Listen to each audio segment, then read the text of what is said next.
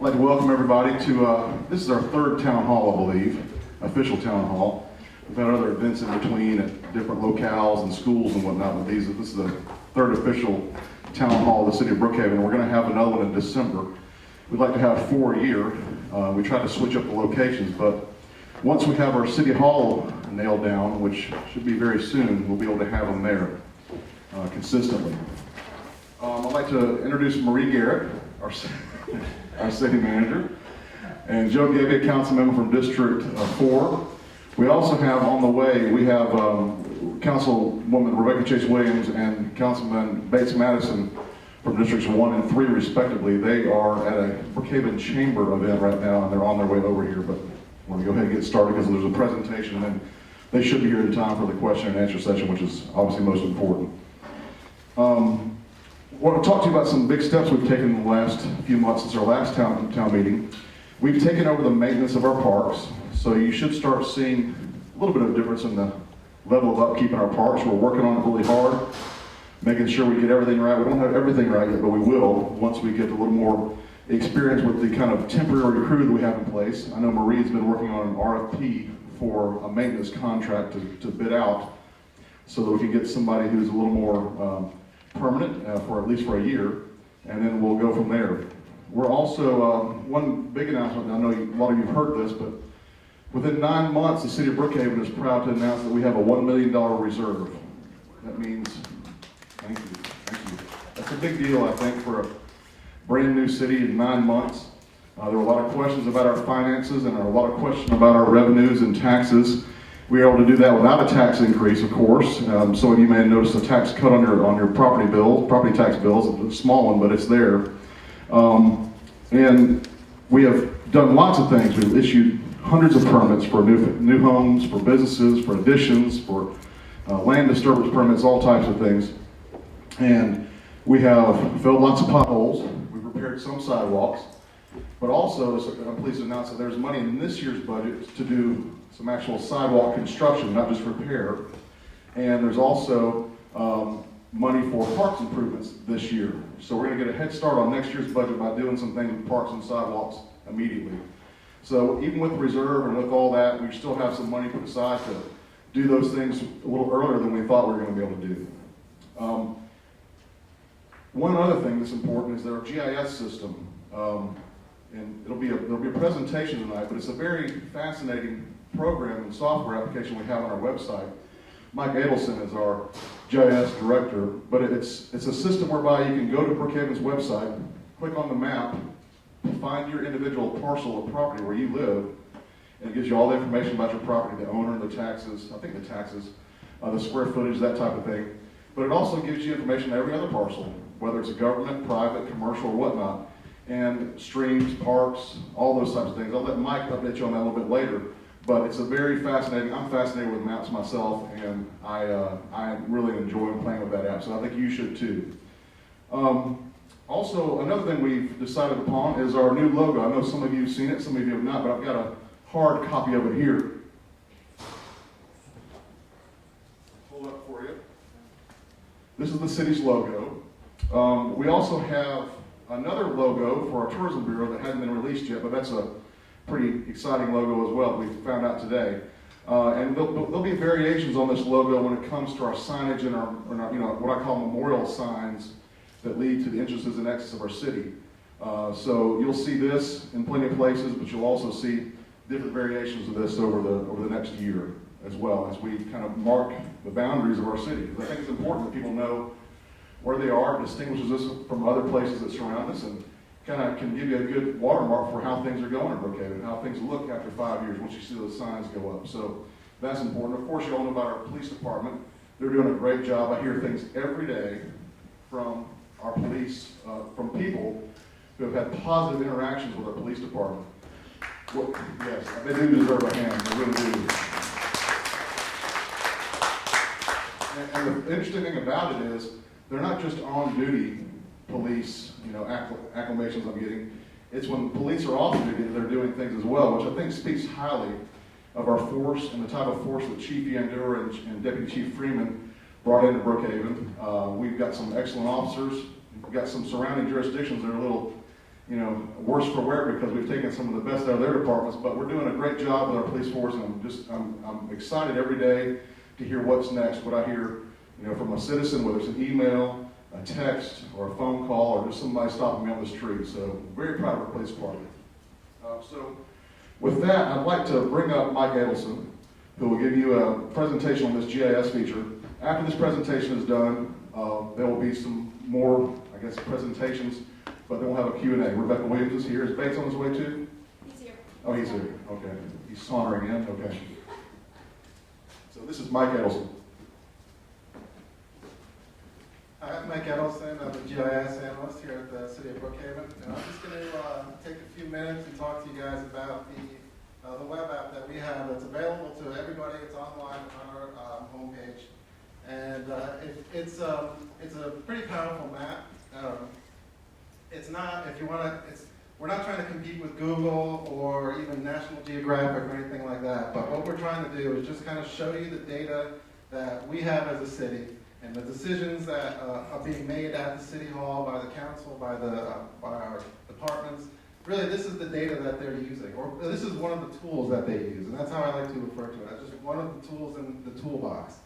And I really hope that everybody else can kind of see how you can use it for, there's more applications to it than I can show you in just a few minutes, but if we can start, this is our homepage. Actually, before we start, used to doing a presentation where I'm actually clicking away and doing it right now, but because of the logistics, I had to basically videotape what I was going to say and kind of time what I'm going to say. So this is either going to be informative, or very comical. So we'll see how this goes down. Yeah, a little bit of both, I guess, shouldn't be too bad. But you can go ahead and start. So this is our homepage, and see if this works. Yep. And if you just kind of go to the Brookhaven City Maps, you can touch on it. This is the GIS web page, and you can see that we have a few kind of a map library of PDFs that you can look through, and just it's a small library, and it'll probably grow over time as we kind of come across more maps. Down at the bottom, you'll see some GIS data sets. Right now, it's just a shape file. We'll probably add some KML files so you can use it within Google Earth and other applications. But right now, we're going to talk about the GIS web app. And the first thing is really kind of boring, but there's a splash page. It's really important to really know that this is really just planning. The information is planning purposes only. So if you do need to kind of go to zoning permit or construction permit, you do have to go still through the proper channels. But this allows you to kind of bring to your conversation with the city council member or the public works director, kind of a good place to start, good information. So once we just kind of click there, and what we have over here we basically have, I'm just going to kind of do, it's more like a tutorial than anything else, but over here we have your basic navigation tools. We have what's called widgets up here, which I'll kind of go through and kind of talk to what they do. We have our different base maps, so here you can turn on aerial imagery or topographic imagery or your streets. And down here is basically a lot of your layers that I'll end up going through those as well.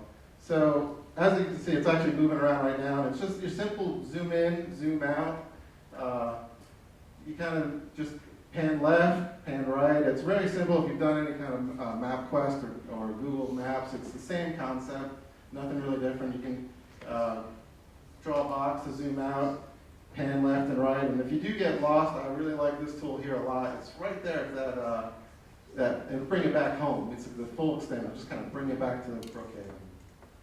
But so we're going to kind of zoom in here. And as you zoom in, you'll start to see more information pop up automatically. Get this parcel information, some points of interest. You'll, on the right-hand side here, you'll start to see, you can actually start digging deep and start opening. There's more layers than are there, so you can kind of turn on and off more layers.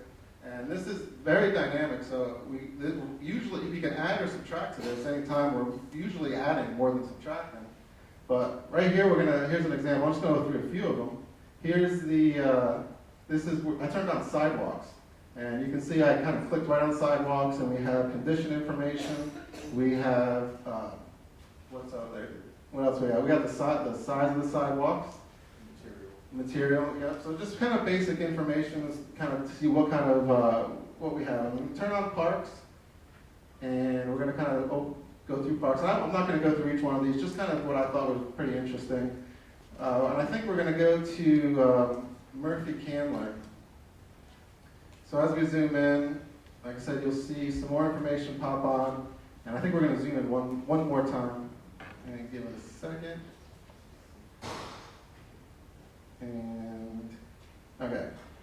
So here's the, and then I'm also going to turn on what we have are kind of the facilities. So here we have the fields, baseball fields. We have a pool up here. And over here, I'm like making it transparent. I turn on the aerial. And I'm going to apologize if I'm going really fast. It's the timing thing here. But kind of, you can play with the transparency if you want to start to see what's underneath the area, underneath the layers. And this is actually pretty interesting. If you can pause this right here.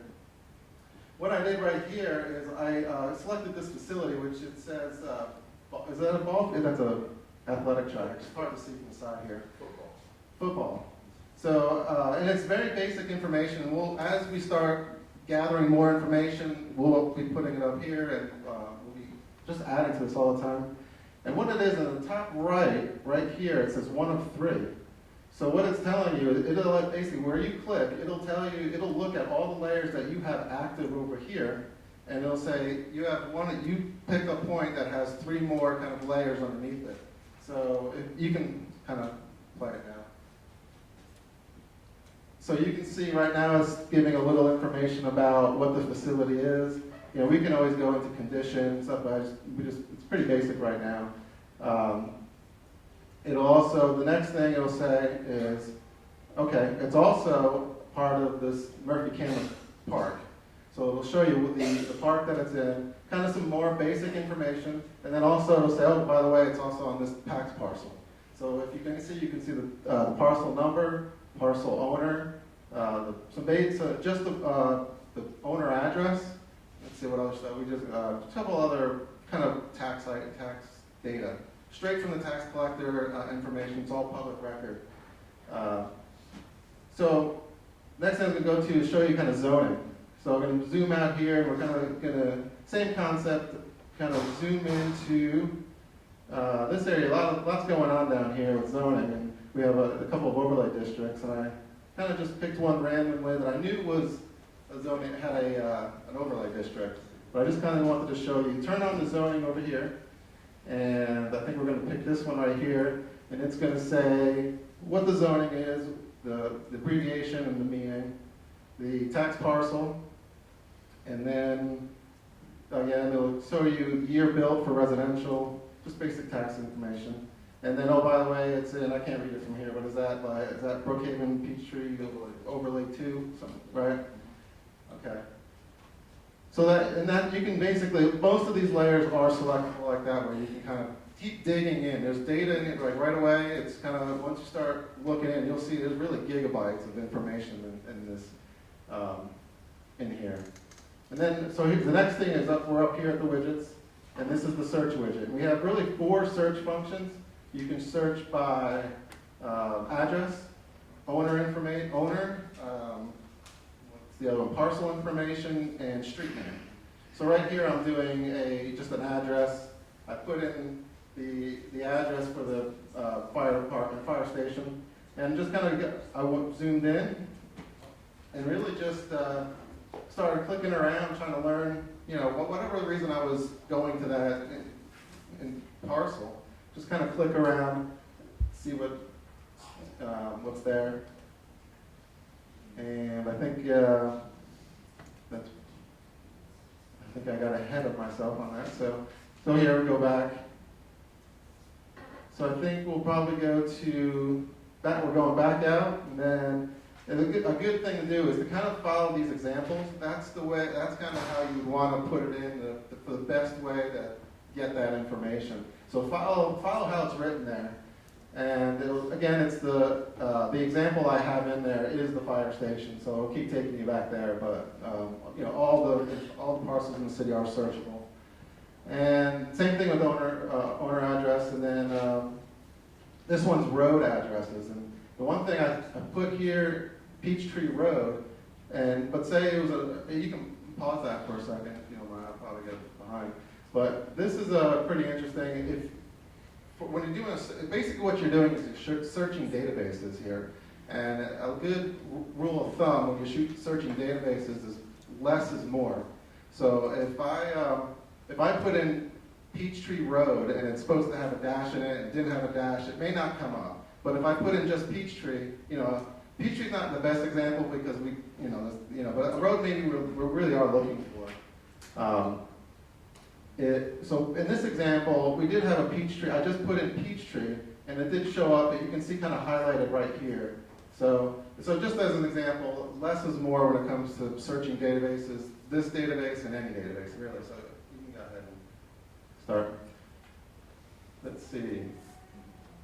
Oh, so basically what you'd end up doing is you get all Peachtree in any fashion, and then you can kind of filter out from there is what you really want to do. Where are we going to go next here? Let's see. All right. Okay, the measure tool. So this tool, you can basically measure lines, rectangles, or polygons. Or you can lines with obviously just the length, and the polygons are area. So in this example, I just picked a parcel and started basic measurement. Like again, this isn't a survey, so this is just planning purposes only. You want to get an idea of where you start or your setbacks, anything like that. So we can see it's about 1.13, I think, right there. Clear that, and let's see, where do we go to next? I think the next is, I've shown some, over the years I've seen, this is something that I've shown people use in applications over and over, and I've been showing other people. But if you want to do a buffer, say of the MARTA station, and I know just from doing GIS urban planning that most people will walk about a quarter mile to get to a MARTA station on a given day, like to go to work, maybe a little bit longer for other reasons.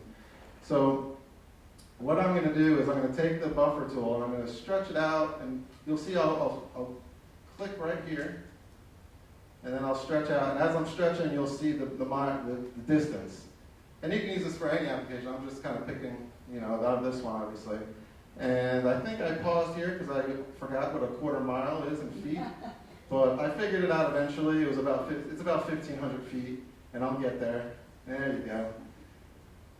And then once I had that measurement out, I went to this tool here, which is a draw tool, where you can literally just use any of these shapes to start drawing on the map. And let's see, I chose the circle tool. I came over here, and I just kind of pulled it out until I had a quarter mile buffer. Actually, if you can pause that for a second too, I just thought, one thing I've encouraged people to use is there's a tool here, it's called Freehand. I didn't do any kind of presentation for that, but you can literally draw that and say there was a localized flooding in your area. That doesn't necessarily always happen. You wanted to go to the Public Works department and kind of give them a very specific place of where this is flooding, and it just gets the conversation moving a lot quicker. You can take that tool and just kind of make an area around here and say, there's a flood, flood right here, and bring that to I think they would appreciate that, and just kind of, it gets that conversation going. So you can go ahead from there. So once you have your buffer here, you can actually move this around as well. So I think I just kind of said, well, I'm going to go up to Brookhaven Park here and give so I have the sidewalk still on. So maybe I'm looking to see if my park is connected with where's my missing sidewalks maybe? Maybe there's places I can fill. Here's a good localized kind of way I can see that. But here, I decided I'm gonna try something, and I may get in trouble for it, but I videotaped it, and I can't turn back now. But so I said, here's town Brookhaven. I'm a MARTA guy. I'll go to MARTA. I'll be the guy who walks farther than a quarter mile to get to MARTA. So I said, I wouldn't mind a MARTA station right here, and I'm going to tell my city council member. By the way, I live in Brookhaven myself. I'm in Drew Valley.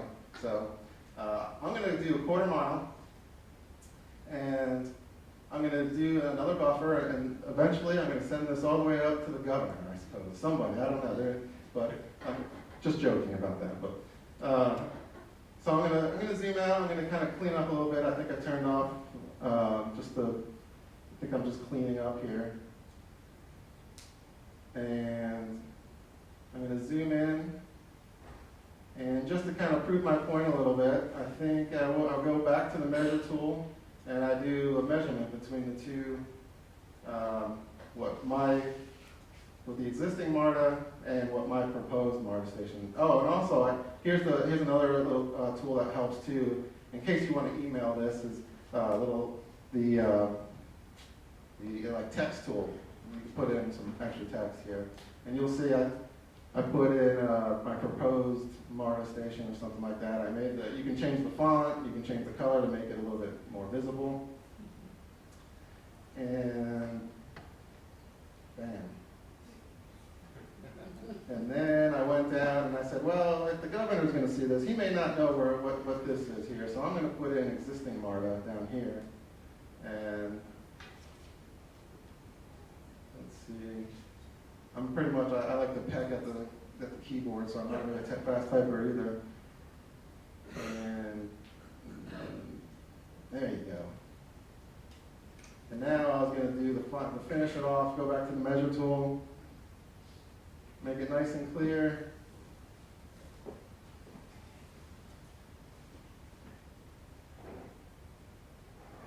I guess I thought I'd think about it.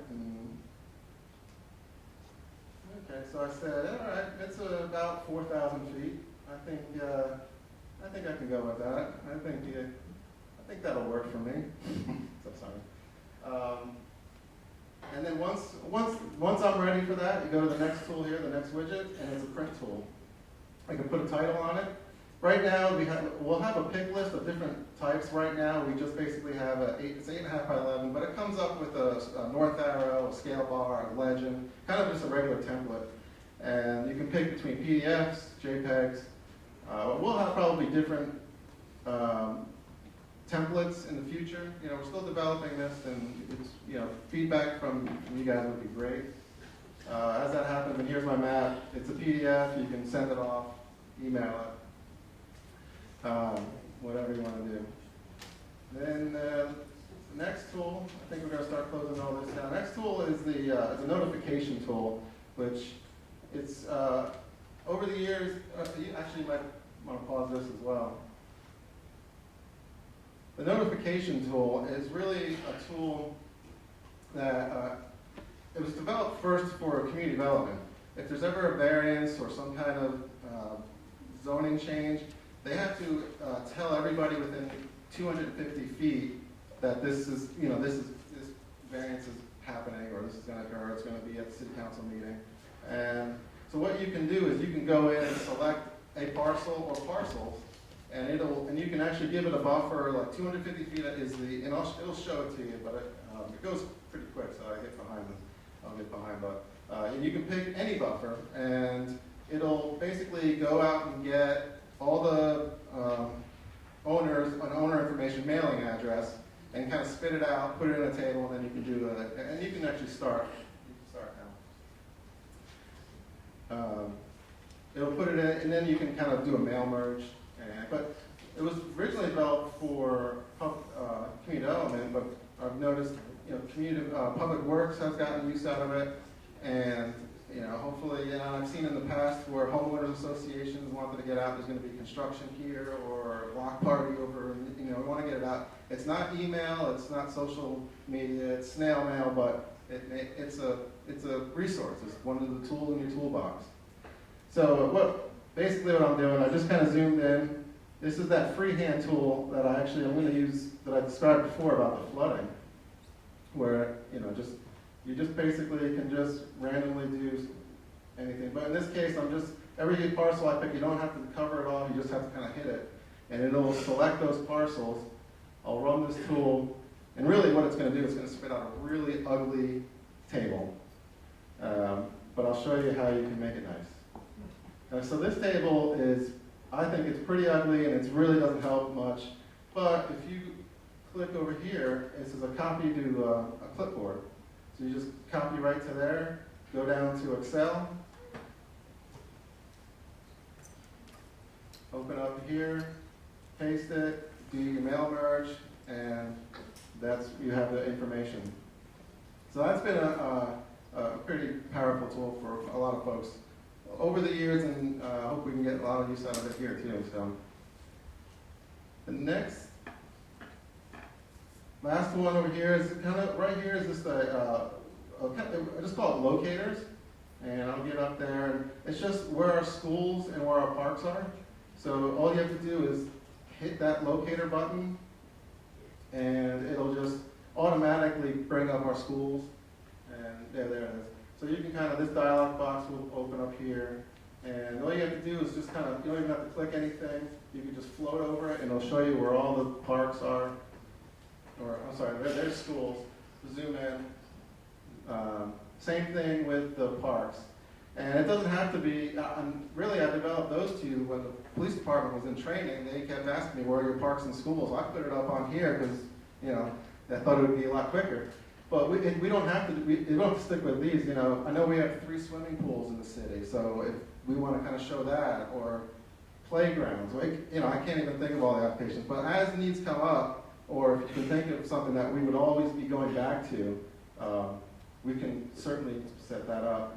Oh, this is just kind of up here in the corner. It's just other GIS departments in the city have the similar applications that are very helpful for me, at least, because I need to sometimes look at borders and know where sidewalks connect or anything. So I just had a link of other GIS departments around. And the last thing is everything I kind of went through really quickly here, and I apologize for that, was in this help document right here, which I'll probably work on a little bit more, but right now everything's there. And that's it. So I know that went by really fast, and that's it.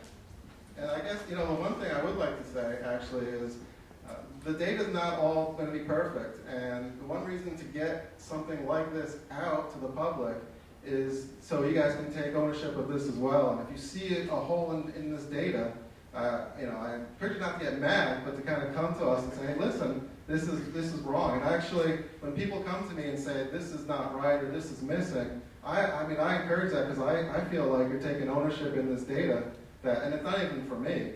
It's for, Richard at the Public Works. If we find something missing and he's making a decision, we could, so I actually, the more feedback I get about missing data, because it's not going to be perfect, but it's a great tool that you can another tool in the toolbox to kind of bring it all together, whatever your project is. So that's it. I hope.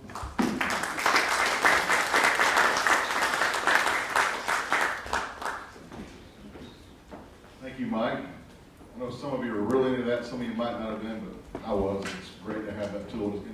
It keeps getting bigger and bigger and more complex and more detailed, which I think is great. So it's simple to use, but if you want to get detailed, you can with the things that Mike is adding constantly. I just want to go through some quick figures here before I bring Marie on. There's your council and staff have been working very hard over the past 9 months building this city. I know there's been some criticism that we're not spending time on the proper things, but I think the evidence shows that we've been doing a lot of work on things. We've done approximately 1,500 permits since January through August 30th. That's home, commercial, inspections, things of that nature. And inspections on these permits, we're doing up to 100 a day. There's so much building and so much interest by business and people looking for residential options in Brookhaven. There are 100 inspections a day. We have done a total of 407 work orders with our Public Works Department. That's sidewalk repairs, curb replacements, potholes, traffic signal maintenance, right-of-way maintenance, trees in the road, stormwater, storm drains cleaned, storm drain repairs. But some of the pothole work started off pretty good, but then we got all this rain in the summer, and it slowed things down, but I know it's picking back up again. So there's some areas that are going to be addressed very soon in that area. But 407 work orders, 1,500 permits, 100 inspections a day. Thank you to our staff for getting all this done and continuing the work that you're doing too. The Office of Tourism is being created. We have a logo for that, but Marie is very, and she can expand on this a little bit, she's very adept at figuring out how to get our tourism office created. And it's not just some new bureaucratic shell.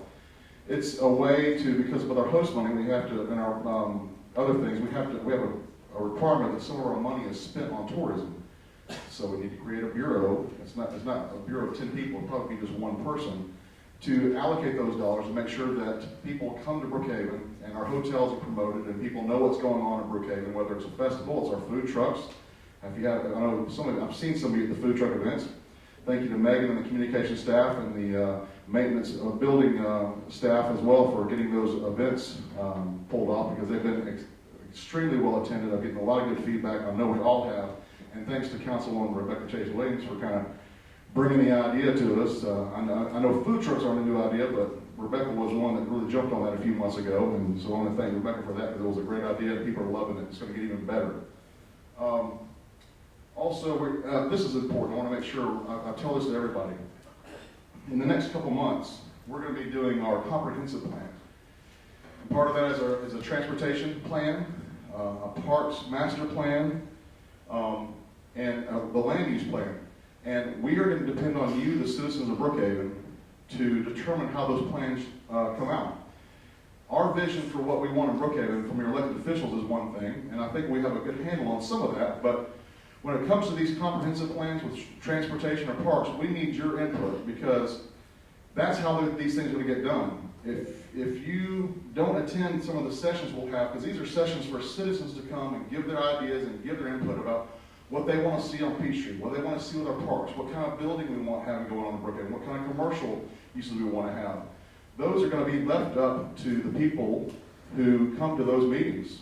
And if you're not there, there'll be people who are very interested, maybe some special interests, who will come and put their vision in, and you'll say, hey, wait a minute, in 6 months when you see this comprehensive plan and your ideas and what you think is great is not in there. So I'm not trying to scare you, I'm just trying to tell you, we want as much citizen input in that as possible, because the citizen input is what is going to create our vision, and that's the way it should be. So please, look on our website, you'll get notices through our email system, and please, do we have an email sign up here? Okay. Please sign up your email address on our sign-up sheet so you'll get our news, you'll get notifications about emergencies, police information, but importantly as well, the information on the transportation, the comprehensive land use plan, and the parks master plan, so you can get involved in those. And last thing, we launched on August the 5th an apartment inspection program, and so far it's on its 7th apartment complex inspection. It's an exterior inspection where the team goes out and checks to make sure that there are no life safety issues that haven't been addressed and other things. But it's a way to make sure that the apartments in Brookhaven are up to standard, and that people are living in conditions that are acceptable and are safe and are healthy, and to make sure that our apartment owners and the complexes comply with the code on that. So we've gone through 6 already, and we're on our 7th, and that's moving pretty quickly. So we have an 18-month plan in place. We're going to be doing that. And with that, I would like to bring up Marie Garrett, and she'll give you some more information. Marie is our wonderful city manager. Can you please give her a hand, please? She's doing a great job.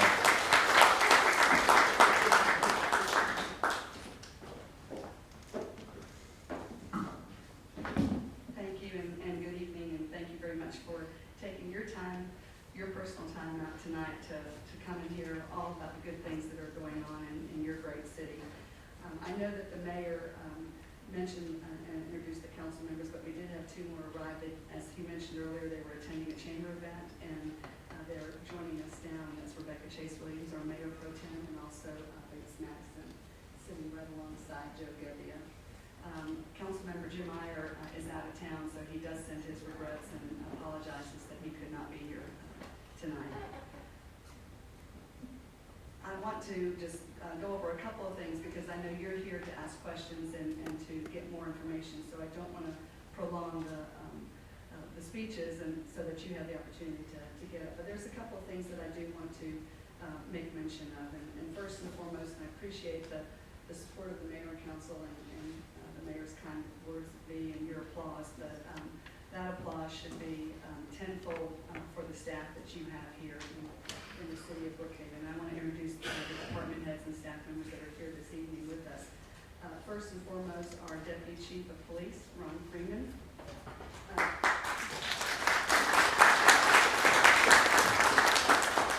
And Schultheis, who is our IT director and who is the whiz behind all the presentation. Bonnie Klein, the money woman. Megan Matusi, our fantastic communications director. Daniel Hall, who is our deputy city clerk. Richard Meehan, who knows every pothole by name. Who is our public works director. Our interim parks directors, Eric Stipe, who comes to us with over 30 years of experience in parks and recreation management. We got a 2-for-1 deal with Mr. Stipe. He is retired, as I mentioned, from Parks and Recreation Management, and so he is working with us on a part-time interim basis to manage all of the park programming and the facilities. And the 2-for-1 was that where he goes, so does his wife. So she's also a big help, and we appreciate that. Along with Mr. Stipe is Brent Walker, who's also serving as an interim parks director. He is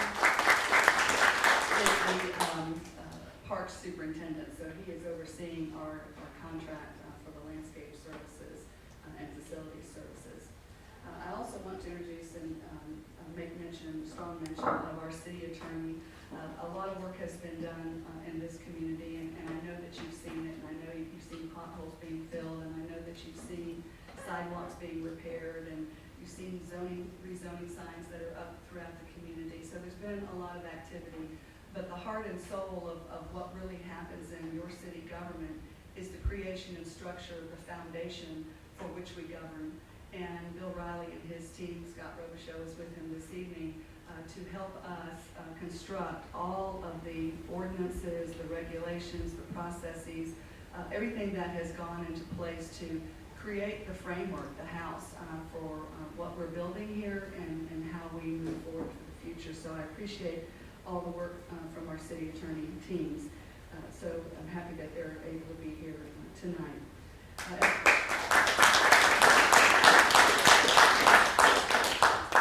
Just quickly, a couple of points. The mayor mentioned the Office of Tourism. We're very excited about that. Very soon we're going to be unveiling a logo which picks up the general and emphasis of our city logo. But the Office of Tourism is all about, and the slogan is getting the heads in the beds. And this is the hotel tax that we have on visitors that are coming to the city of Brookhaven. And the state law allows us to take a proportionate share of those tax dollars and promote the city so that we can continue to fill those hotel rooms and bring people in to our city to enjoy events and activities that are occurring, and maybe get so excited about what they're seeing that they may want to make a permanent residence or relocate a business here because of the community involvement that they get to experience.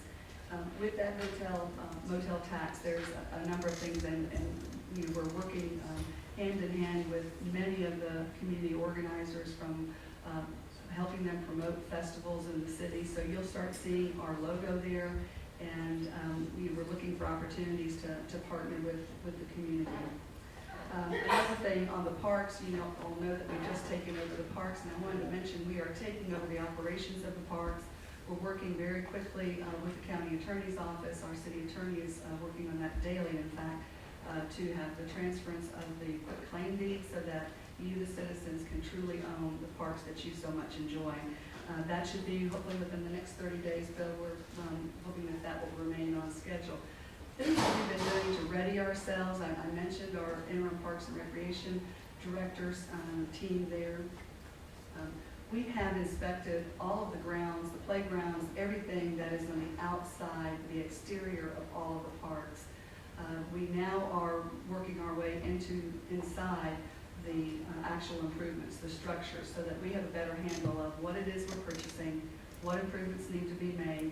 And that goes with saying this, that things that you see, ideas that you have, corrections that need to be made, repairs that have gone on and not been attended to, please let us know, and please feel free to call in either to Mr. Walker or Mr. Stipe. We want to hear that. We do have a report that we received on the grounds and the status of those, and even down to the chipping of paints on handrails. So it's a very detailed report, and we're getting ready now to move into the interior of the building. So lots going on there as we ready ourselves to fully program every single park that's in the city, launch the master plan for Parks and Recreation, where you are just the critical component of that, because we want to hear from you on how you like to recreate, what are your leisure activities, what are your active activities, whether it's sports or walking or just visiting nature or bird watching, whatever that might be, whatever those programs are. We want to be able to provide those to you and make sure that you are getting the most out of the parks that you're paying for, and that we are serving through programming with you. So with that, I'm going to stop right now. I am going to mention that we do have comment cards, so if you would like to get those, they're closest to the door on the table. Please feel free to pick that up so that we can have a record of your comments and your presence here. So thank you so much.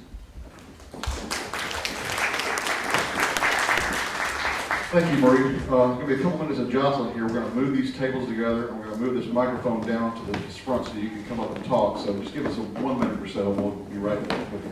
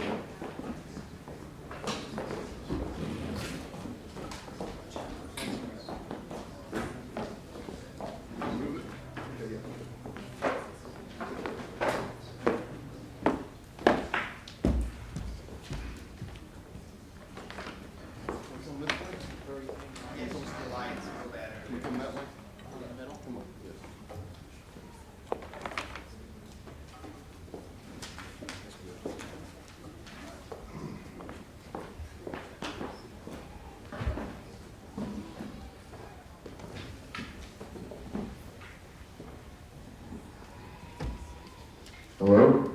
Hello? This one, can you hear this one? All right.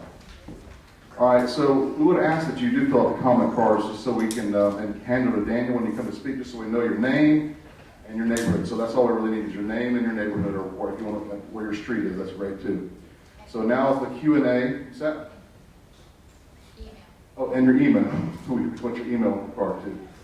Yeah, we're trying to really push the email list because as you've been getting these paper newsletters, we're going to send out 4 a year. We have one more to come in December.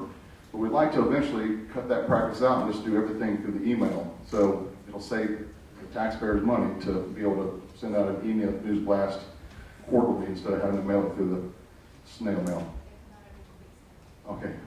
The email blasts come out every 2 weeks, but the the newsletters that we're sending out will eventually convert to email, we hope. So you got to sign up for that to happen. So sign up and save yourself some money. Okay. Now is the Q&A portion of this town hall. Any question you want to ask about anything to do with the city, please come on up and ask. Don't be afraid. We're all friendly here. Nobody's going to bite you. So if you have anything you want to say, no matter how short or how long, try to keep it a little bit brief, but and try to keep your, if you're going to have a question, make it a question, not a comment. If you do have a comment, just make a comment. So if you have both, do both. So come on down, and who's first? If that's Ronnie Mayer. I got my toolbox out there with my chainsaw, my pliers, and my hammer. I'm computer illiterate, but it's okay. Who gets the card tonight? I'm Ronnie Mayer. Who's our city manager? You need to be sitting up there. she'll be available for questions too. I just want to let all y'all know, I'm Ronnie Mayer from over in Asher Park.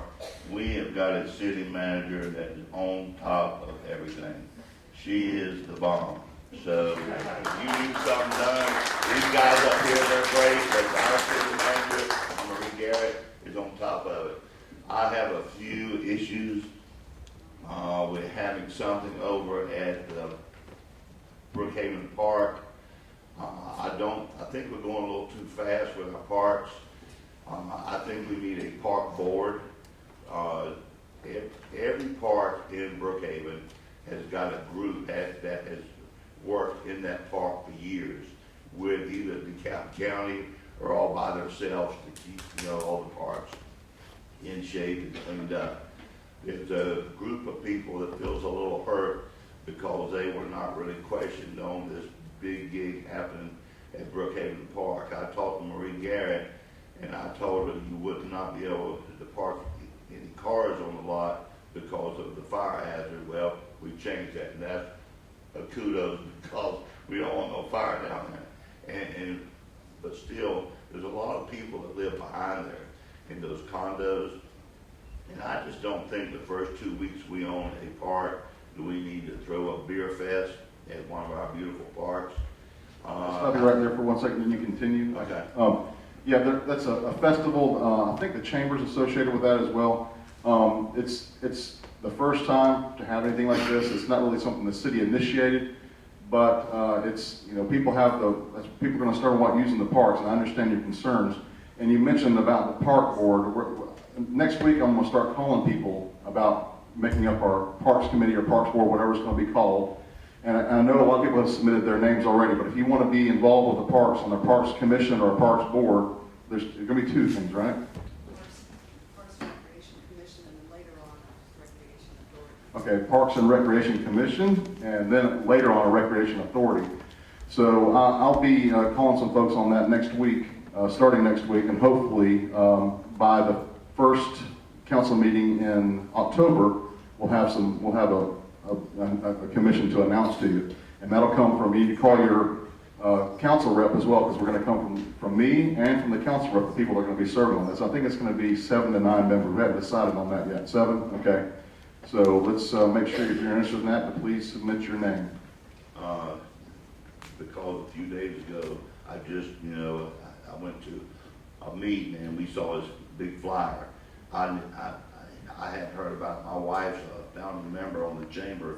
She didn't even know about it. I went to the chamber, they said the city. Went to the city, they said the chamber.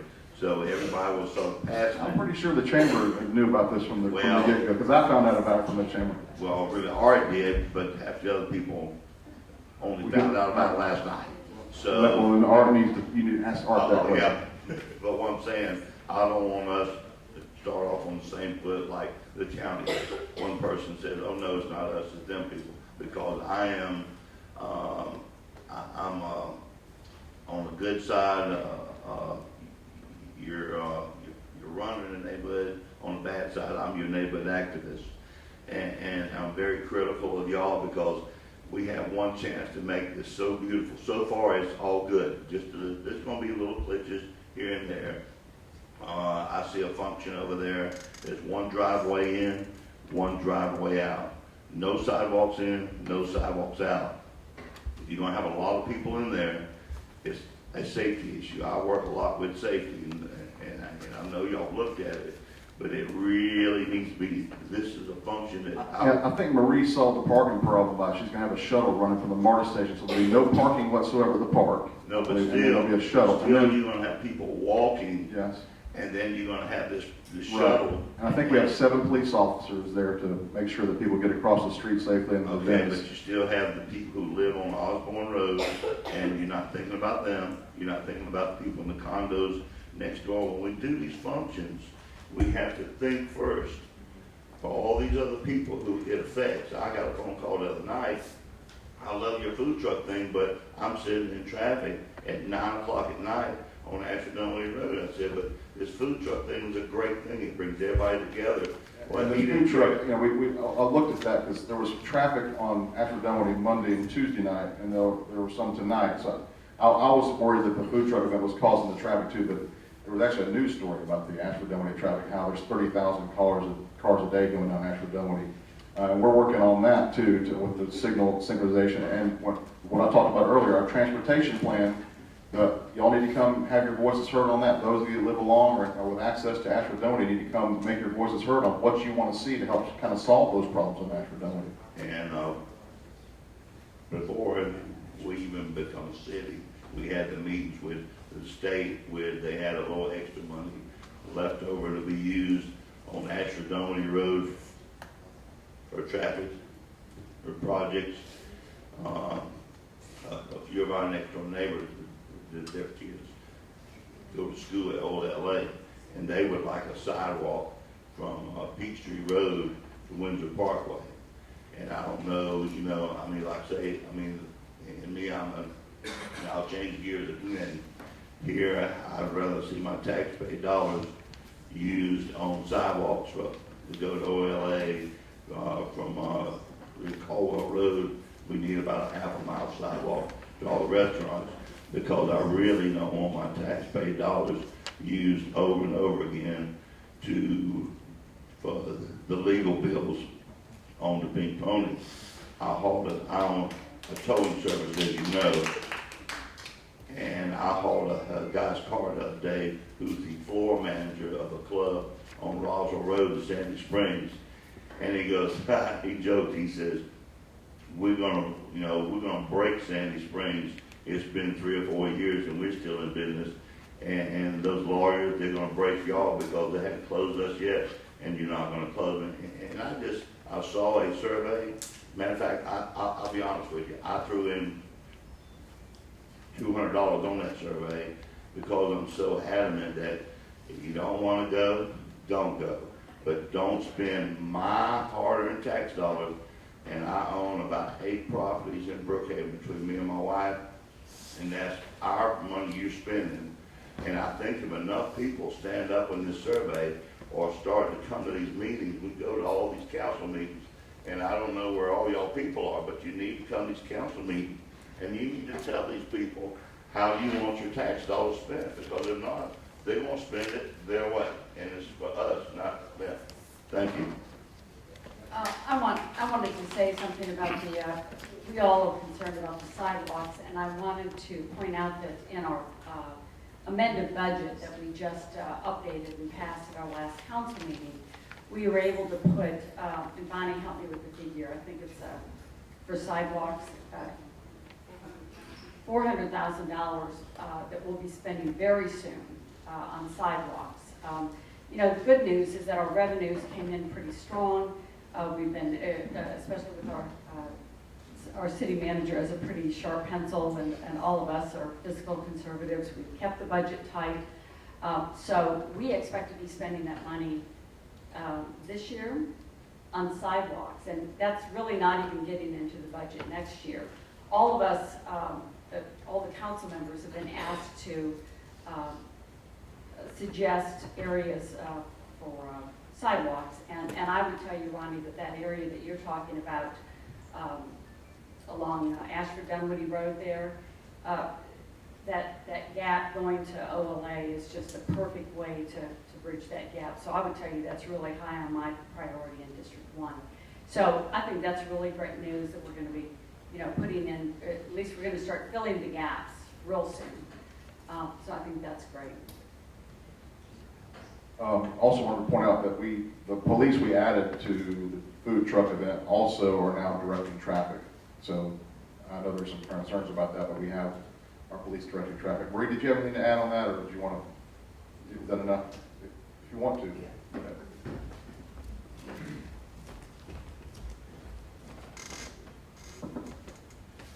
I just wanted to, I just wanted to make a couple of points regarding Mr. Mayor's comments on the Brookhaven Park and exactly who is running the festival.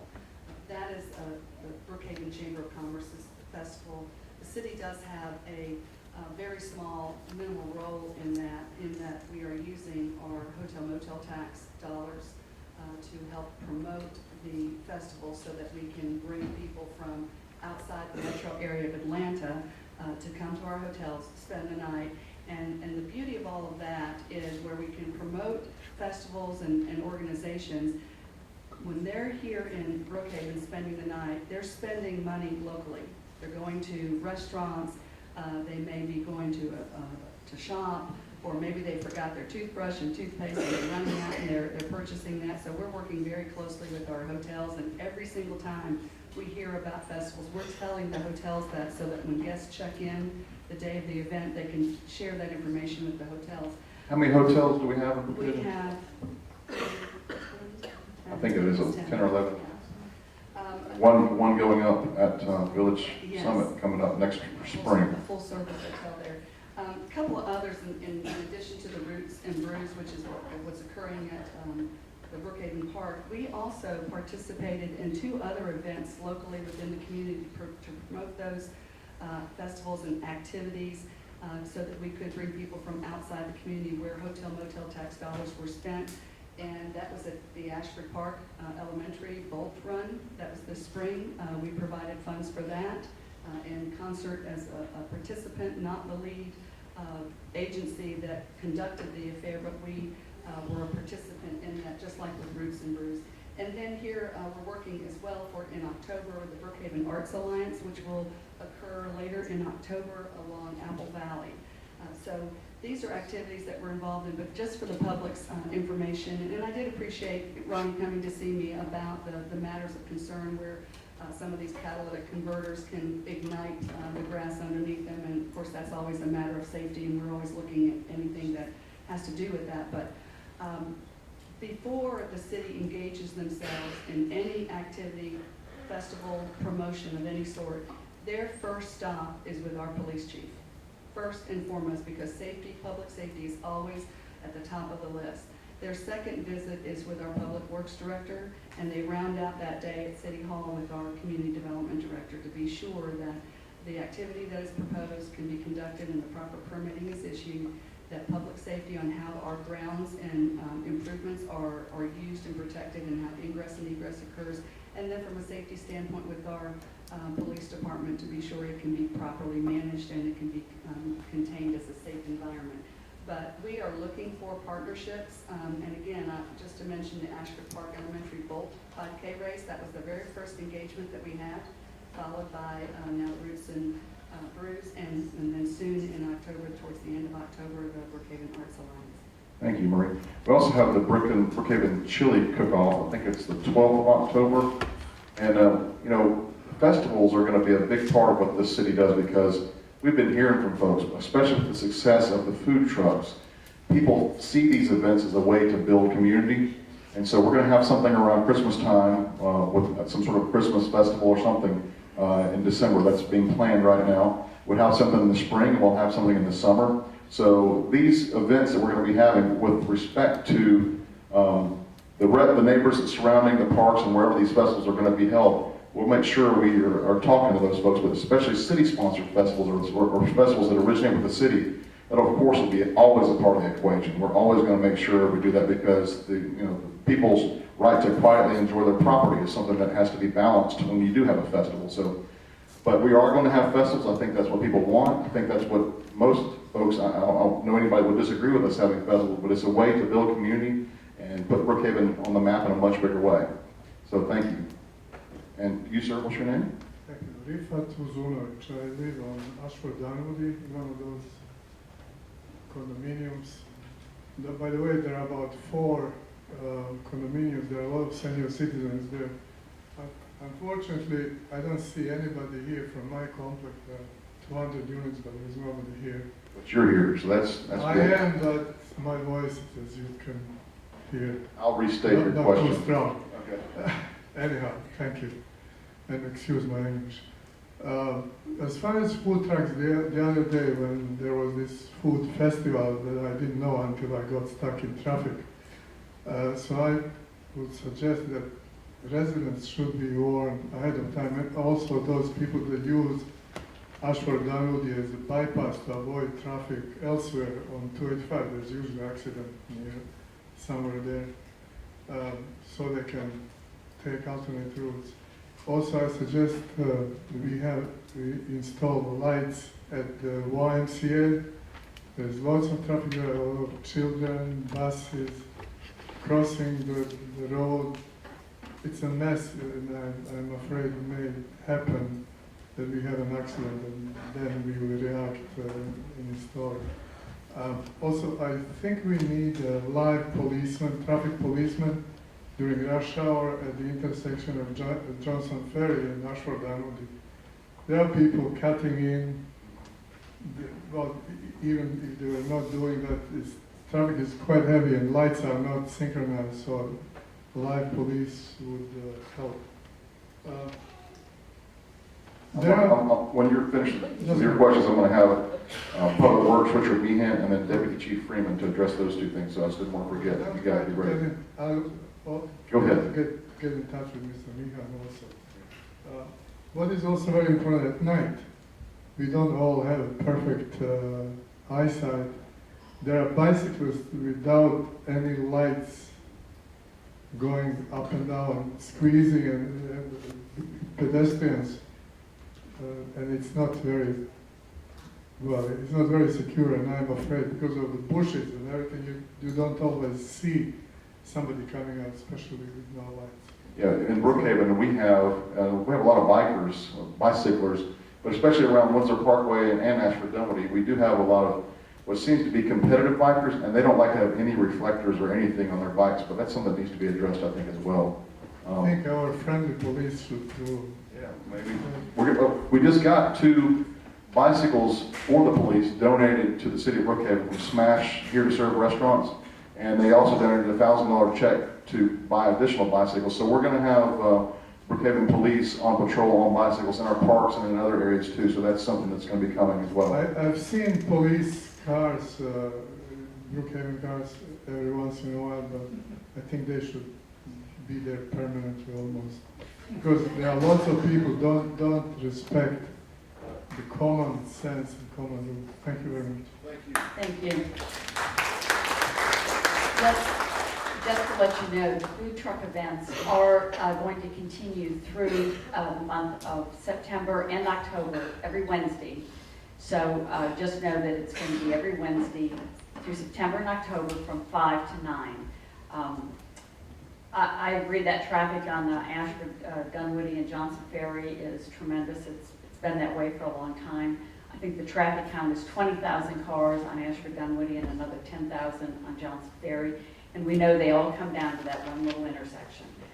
Just today, I was talking with our Public Works Director saying, Richard, we have just got to solve this problem. So I look forward to our master transportation plan, where I hope we can get some really smart thinkers and engineers and come up with a solution to unclog that terrible jam that we have right there. Now, what we're going to do about all those people who like to cut through to get to other parts of the county, I guess if we knew how to solve the problems on I-285 and others, we'd probably be pretty popular and pretty rich because nobody seems to really have a real solution to our transportation problems. But I'm here to tell you we're working on it, and I think we're going to come up with some solutions. Well, while you're coming up, Richard, I'm just going to make a quick comment. Thank you, sir, for your comments about that traffic. The Ashford Dunwoody Johnson's Ferry Road is the reason I was late this minute tonight. So I don't live right next to that road like Rebecca does, and so I didn't know to go around to Peachtree, Dunwoody, to come over here. But one of the greatest things you have with the city of Brookhaven is that we all live right here in this city. We're your neighbors, and we do listen to your comments. So you'll get to play a part in the traffic study plan that we're going to be implementing in the next month or two. You'll get to play a part in the parks plan that you're going to be implementing. And all these concerns that you have as citizens, we also have. So we're here as representative voices of the people, and we look forward to coming up with some really good plans that work for the city and for the citizens. So Richard. There were 4 questions. Just to make sure the answer was clear to the gentleman, there are 6 more events for the food truck. So let that be known. We put this out on the webpage, so the information is there. That's why we encourage email. Yes? Just speak up, go ahead. This comment would be to Mr. Edmondson also. Yes. Mike Elson. About Mike Edmondson, right, about GIS. He's an expert, and you notice how even he had the trouble navigating through all the maps and everything. We are not experts in that, so you have to find some other way, maybe some more meetings or. Give me your So- Or we can come and see you from time to time. For those that can't hear, the question was a better tutorial for GIS. Is that correct? Yeah. Yes. Well, it's a work in progress. There's a lot of information there. Thank goodness it's good information, very valuable information. It's kind of like any new software program any of us have ever done before. You got to play at it. You're never going to get it from the get-go, but thank you for your comment. We are working on that. Just a minute. So, 6 more food trucks events at the same location, and we probably will change that next year. The lights at the intersections, you know, you watch what the Dunwoody police do up there in perimeter. They've got police out there every night directing that traffic. That is very effective, and I think your suggestion is excellent, and I encourage us to look at that, because that is a trouble spot that really needs assistance. Lights at the YMCA, well, that's definitely going to come into consideration when we do our long-term transportation plan. And it's nice to see that all these questions are being asked, because you guys are really anxious to have these things come to bring results on these issues, but we're just transitioning into doing the long-term comp plans. So just take a deep breath, and we're going to be right behind you on that, that's for sure. The bicycling, yeah, that's a great idea. I think anybody that's on a bicycle at night should be required to have minimally a reflector. And maybe if it's not on the bike, on the body and or the helmet. But that is a dangerous situation. I have come across that personally myself. And that is something I think that we need to look at. I just want to let you know, we've been in touch with Marist. Last Wednesday for the food truck event, they were hosting a statewide or regional cross-country competition that brought a lot of traffic in. And in response to the food trucks and the traffic with Marist with the start of school, they've hired additional DeKalb officers to direct traffic for that area too.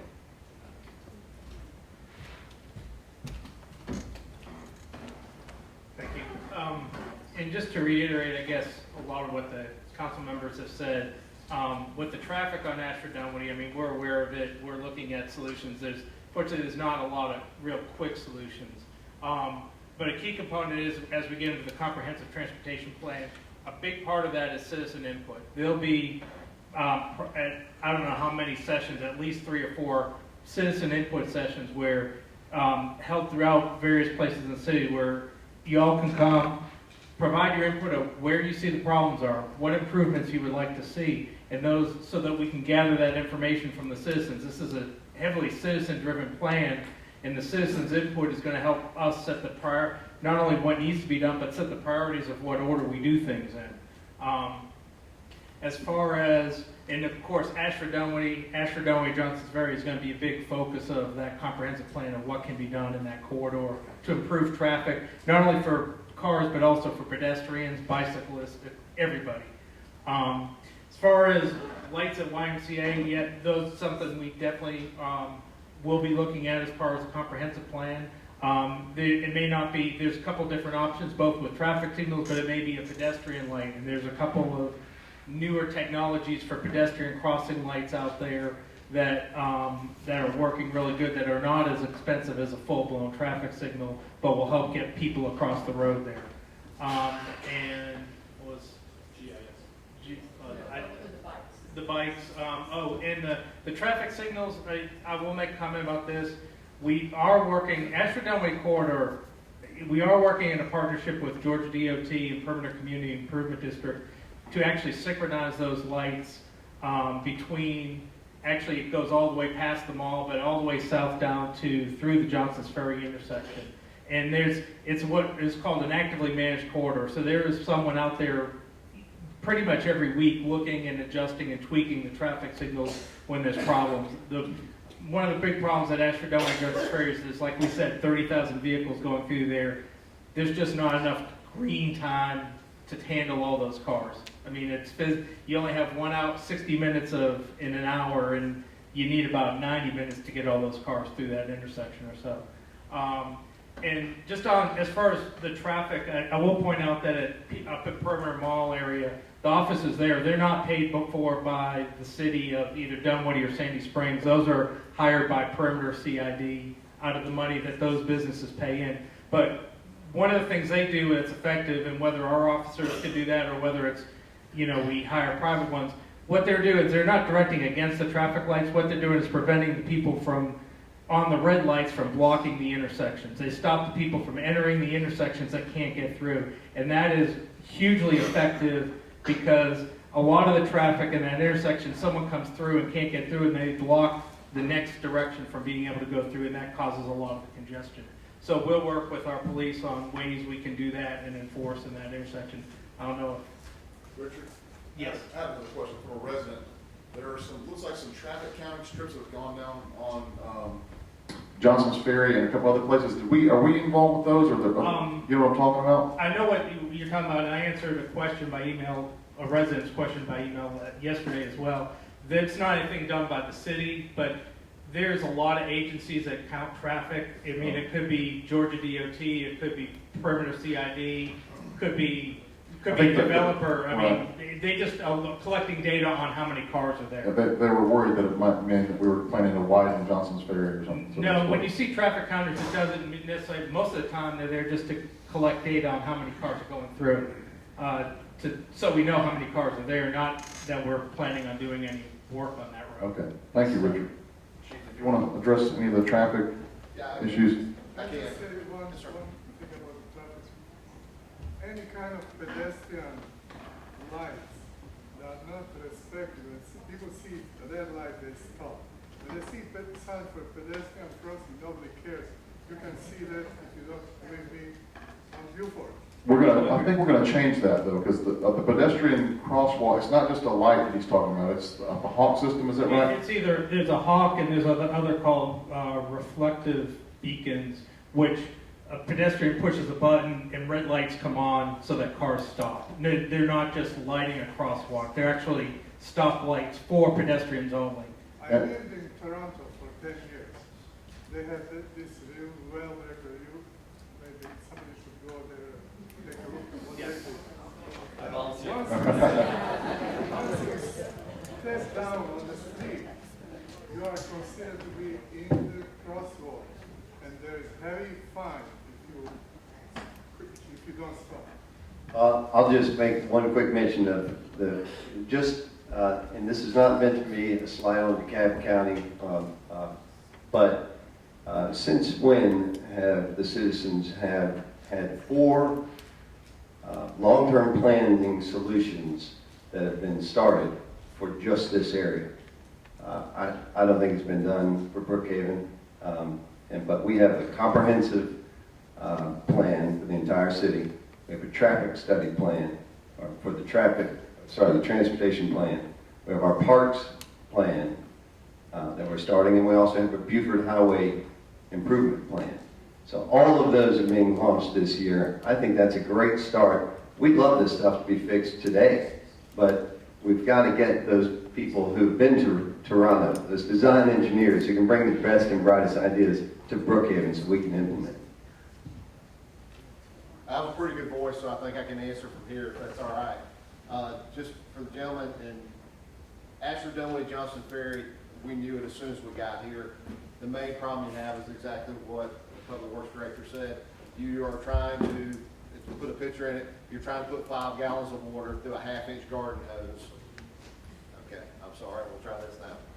You're trying to put a 1/2 inch of water, 5 gallons of water. I'm off. Why don't I do this? I apologize. Let's sit here. In case someone couldn't hear me. The problem with Ashford Dunwoody Johnson Ferry for us, we looked at it early on. One of the problems with that is, again, as a picture for you, you're trying to put 5 gallons of water through a 1/2-inch garden hose in about an hour. We looked at putting police officers there initially. It does work if we're having problems with them blocking the intersection. But if we're just trying to move traffic faster through a red light or through a green light or extend a green light, the problem that you have is you have adjoining red lights just down the street. So we'll fill that up immediately, and it's just gonna back up. So I can put an officer at the next light, and then we'll back up the next light. So unfortunately, I wish there was a quick fix. The fix is a more long-term solution for that. But we certainly can look to people blocking those intersections. That's actually a violation of Georgia traffic laws, and we certainly can enforce that and do something about that. We'll certainly be glad to look at that and see that. The quick answer for the bicycles with no lights, it's actually Georgia law. You're required if you're riding at night to have a light in the front and the back that's visible from 300 feet, as well as reflectors. So there's something certainly we can do about that as well. It's really more of an educational issue of stopping someone if we see someone with no lights on riding at night and just warning them of the dangers and asking them to comply with it.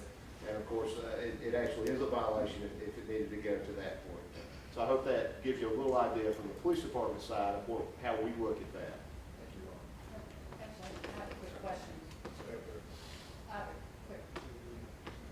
I have a quick question for you. I heard a figure the other night about how many traffic accidents you all have responded to in the city of Brookhaven. Do you happen to know roughly what that is? It's a little over 300 so far since July 31st. Yeah, I think we have a driver problem too. And I think it's quite a high number, and we need to all work on safer driving around here. it too. surprised us a little bit as well. And we look just like Public Works looks, we look at where the emphasis are for those accidents. We look for hot spots, and that's where we try to put our officers to enforce traffic to make sure that we are keeping drivers from doing that. But yeah, it's been a high number. Let me ask you a quick question of an email that I got just today. They were complaining that, or they mentioned that they saw 4 of our cars parked in a hardware store or somewhere, that they were just all sitting, it looked like they were just talking to each other. Would you explain what they might be doing? Well, not knowing the exact answer, it could be a number of things. A lot of times the guys are actually getting briefed in the field. If they're at what we call roll call, where they meet early in the morning, if there's calls coming out, we cancel roll call, we send them out. So their sergeants may be meeting with them, passing on information about what happened the night before. They may be going to try to serve a warrant on someone. They may be going to do something. So they're coming together with a small plan. We're very cognizant of keeping our officers spread out through the city so they can respond quickly. We do things all the way from, we maximize the number of officers we allow to eat together at lunch, so we don't have officers ganged up, so to speak, to do that, because we're very cognizant. Again, we want them out in the city providing services to you. We know that's where you want your police officers, so we're very cognizant of that. To that particular, I don't know. They could be all 4 officers that have come off shift. Well, that's another, It is possible. It could have been not on the timer thing. It could have been. We certainly are, again, aware of that. If we see a problem with that, we'll certainly address it. But they should be out patrolling the streets, and you may see them sitting down. You may see 1 or 2 cars sitting together because they're passing information on each other, they're talking to each other, and constantly they're backing each other up when we have calls that have the potential for violence or potential for something else. So we send 1, sometimes we send 2, sometimes we send 3. A lot of times a sergeant shows up, so you'll see 3 cars on 1 call, just for a sergeant looking over it, and then they'll quickly leave the scene.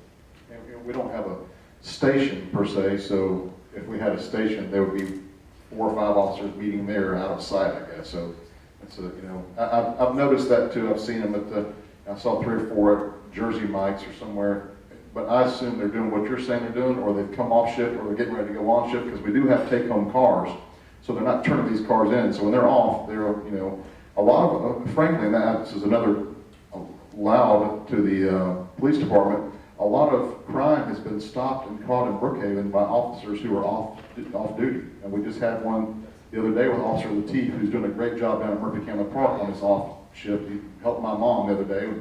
She has cancer, and with a cane, he went out of his way to help her get to the stadium. But talk about what Officer Lateef did when he was off duty off Shanley Dunwoody, real quick. Well, if I get the chance to brag on him, I love to do that. Officer Lateef is an excellent officer. We hired him away from the Atlanta Police Department.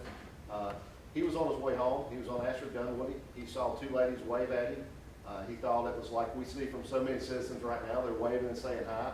But he stopped and rolled his window down and said, "Hey, how are you?" And they said, we saw a suspicious guy on a bicycle, and he's going through people's driveways. and kind of around their yards. Officer Lateef was off duty on his way home. He had been off about 30 minutes, so he was off the clock, not being paid. He wasn't going to let that stop him. He immediately went to look for the guy, called for other units. He found the guy. We've linked the guy now to 3 entering autos or break-ins in cars, and the person was also wanted for a parole violation and was carrying a loaded handgun.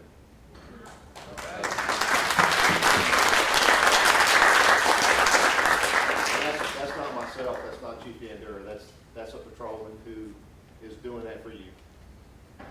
Thank you, and we appreciate that. Also want to note this, down at Murphy Kemmler, where Officer Lateef works in his off-duty job to help with the kids getting out of practice, I think he's a morning shift, or he ends up at early in the morning. Well, so he and a couple officers were down at Murphy Kemmler after their shift working out. So there was a couple cars down there, and there were officers on the football field doing sprints and running stadiums, and then some guy comes up in a van and starts taking pictures like they're doing something wrong. So if you see our officers running on the track or on a field somewhere, it's not that they're using city time to get in shape. They're likely off shift, unless they're chasing somebody at the stadium. Thank you very much. Next question. Your name and your neighborhood, please. Yeah, I'm Mark Moritz, and I live in the Brooklyn Club area. Just pull the microphone down a little bit. Mark Moritz? Yes, Uh-huh. yes, sir. So I live in basically off Windsor Parkway and Woodrow Way. I just was wondering, are you guys familiar with the renovations going on over at Montgomery? Yes. And I was just curious, the police, I want to actually applaud the police and for your input just now, because when that transportation board convenes and you do that, the bottom line is there's no street in Atlanta. Holcomb Bridge Road, Alpharetta Highway, Milton Parkway, Peachtree Industrial, that has the level of traffic that Ashland generally has, the lack of lanes in 2 schools within a half mile. And I'm just curious why there wasn't anyone other than Brookhaven Police represented at the meeting with Dr. Silvers, where the principal of Montgomery, who is by far, as a parent, the best principal I've ever had, having lived in Chicago and here, and is substantially, at least a huge contributor to why your property values are going up, and stealing parents from Sarah Smith.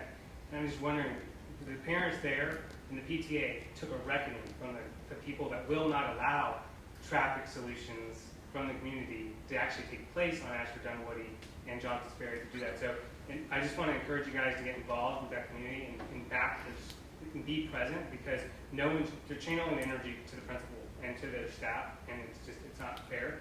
And number 2 is, I know it's long term, you've got to find a way to convince those small amount of community people that don't want those easements made on the schools. Long term, they have to allow traffic sessions to be made. I mean, this is going to have to be forced. But getting to my only comment and point about the question would be, in terms of Montgomery and those renovations, is there a long-term outlook to, because it is growing, it has 100 more students, I think, this year than last year. I know Nancy Creek, I know, was involved with it. Why isn't the school off a project being made to maybe build a better school in general, because it's old, on a different street, which would help alleviate some of the traffic? And maybe it is. I don't know. And number 2 is, in terms of the food trucks and the festivals, love it, do it. Don't do it on a Wednesday night in rush hour traffic. That's all. Just don't do it on a weekend. What night do you want it? Saturday or Sunday or Friday night, but don't put it on a Wednesday. When you already have a community beating the tar out of the administration in an elementary school, Marist has the funding to fight with their police, but Brookhaven police can't put enough police out there. It's not going to matter. That's not the issue. It's you have too many cars and it's 2 Sonoma roads and you have 2 schools there. Right. Just to address that, are you talking about the meeting that was held in response to the DeKalb County not really letting the neighbors know what was going on with the air conditioning renovation there, and there was a parking plan that was just kind of put out a week before school, I think? That is the meeting, but that really isn't where I think the stressor is. The stressor is that no one's going to challenge that there shouldn't be renovations and HVAC and whatnot from Montgomery. I think those people, the miscommunication or the misinterpretation, in my opinion, or the conundrum is, I think they were voicing their opinions because of the traffic issues. And I would say that the traffic is not because of the renovations, it's because you have 100 more students at that school. You have food truck stuff, you have Marist right there, you have that thing that took place on 285 that just got finished, and you just have a lot of traffic, and it is the way it is. So the point is that until those folks are dialed into what your long-term is, the school PTA and the school teachers, where they're having to fight on behalf of the principal, who's done an outstanding job with what she can control and what she does for the students. I just, as a parent of this, and as a taxpayer, I don't want the best principal in the district to be having to fight traffic problems. Well, yeah, we heard a lot about that, and from what perspective that I got was about the parking in the neighborhood. When people, and I don't know if that was the case or not, and I know Dr. Silvers is doing a great job. We're trying to make sure that we have an open dialogue with our school board, and we've had, Michael Thurman came, we hosted a town hall on education this past summer, and Michael Thurman was there, so we're trying to make sure that as a city, even though we don't have, any influence or any right to direct the school board, we are making sure that we do start a dialogue with our school system and trying to improve our schools and make sure that the plans that they're doing are in concert with what we're doing. But I know Bates he's working pretty hard in his district for Ashford Park, and he's probably got some thoughts on that as well. And Rebecca, if you want to comment first and then you debate. I totally understand what you're saying. It is a problem, and you're right. Montgomery is just a gem of a school, and it's a treasure. The sad news is that, of course, it's run by the reality is that it's run by the DeKalb School Board, and we've had, as you know, some huge ups and downs with that. We're in kind of crisis mode right now. The really sad news is that when the most recent SPLOST was passed, which is our penny sales tax that goes strictly for educational capital improvements, there's no money in there for the schools in our district.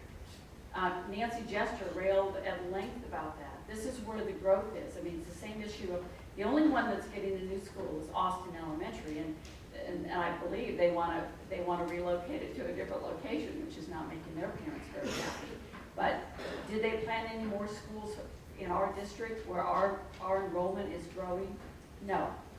And that's a big problem because that SPLOST only comes around every 5 years, and it's millions, $500, $600 million, anybody know off the top of it.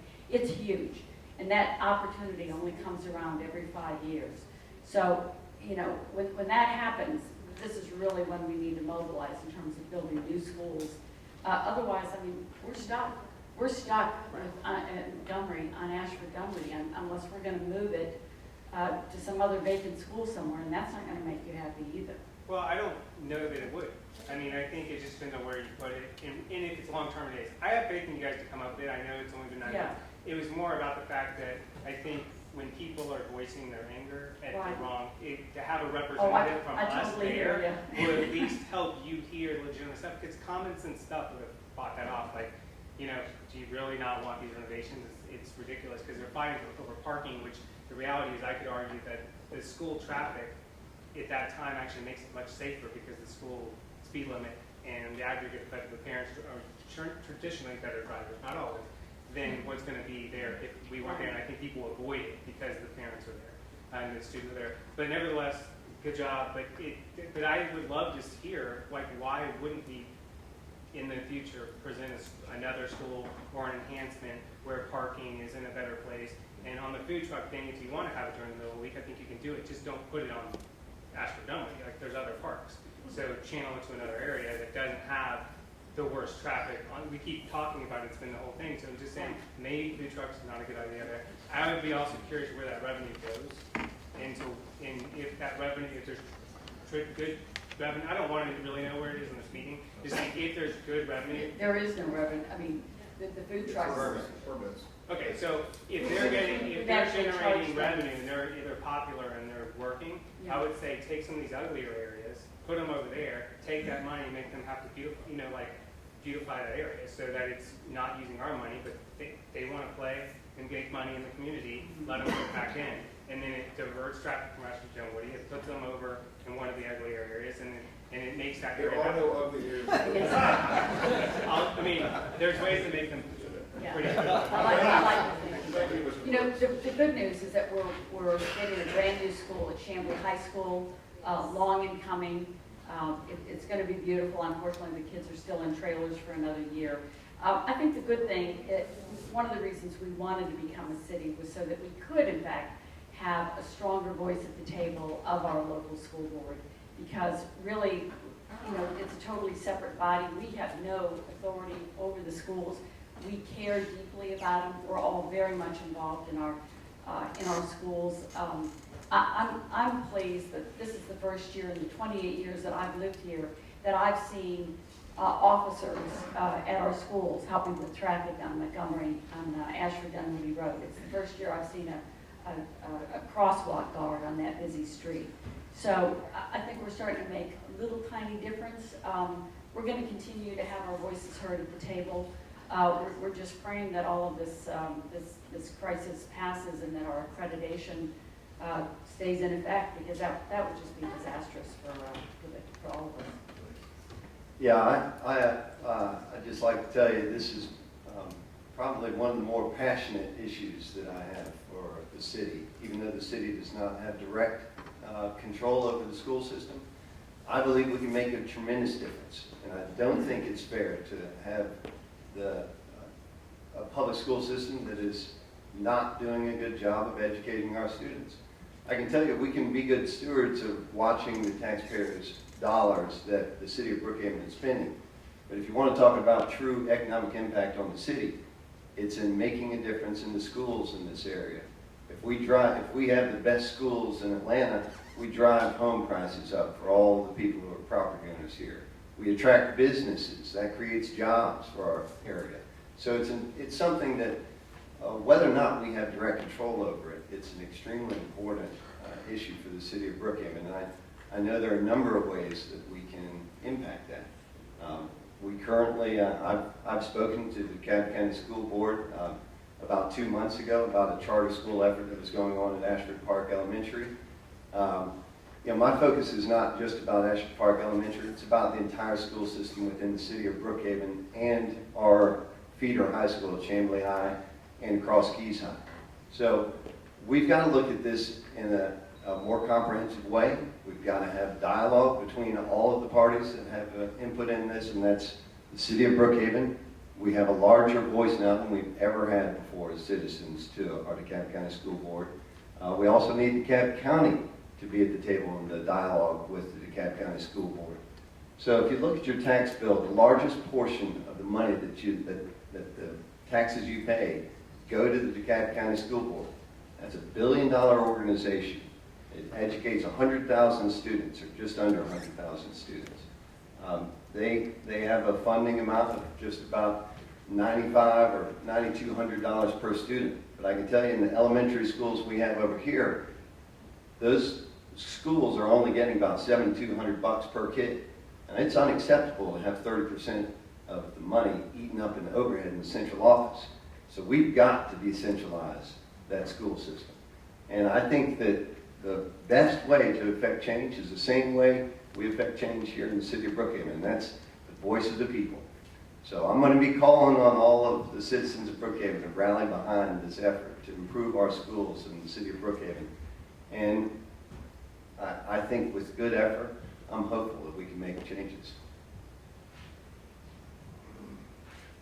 Prior to becoming a city, the only voice I think that this area had in dealing with the DeKalb County School Board was basically through homeowners associations and other civic groups.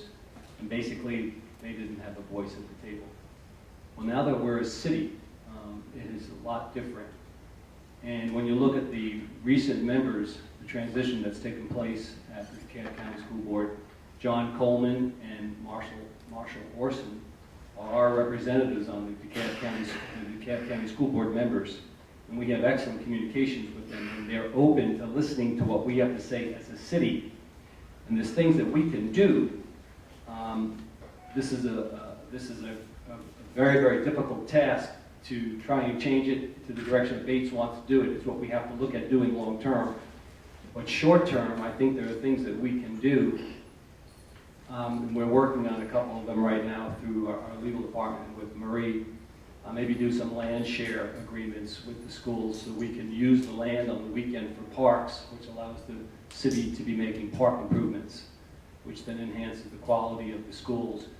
We could look at possibly, I'm just throwing out ideas now, so we really haven't brought this, so you guys are hearing this for the first time. Possibly looking at trying to turn Cross Keys, which is the only high school in the city of Brookhaven, turn that into a technical school and try and share the facility with Chamblee. They built a $60 million high school over there in Chamblee and only put $9 million in an aging facility at Cross Keys, and it's so far behind what it needs to be. And Woodward, which is the elementary school next to it, is even worse. I mean, we really have a very, and Bates is right, the best way to increase your real estate value is through schools, better schools. And that has a very direct impact. And then conversely, it has a very negative impact when you see people moving out of an area because they don't want to have to spend the money to send their children to a private school. So we're aware of this, and we're trying to address it from an immediate standpoint with the capabilities that we have, as well as with a longer-term approach that we've all discussed. And it's going to be difficult, but it will be very much, you're going to be a key part of that, and you will be hearing more of this, and we're going to be coming to the table for your assistance in helping to voice to the authorities that be.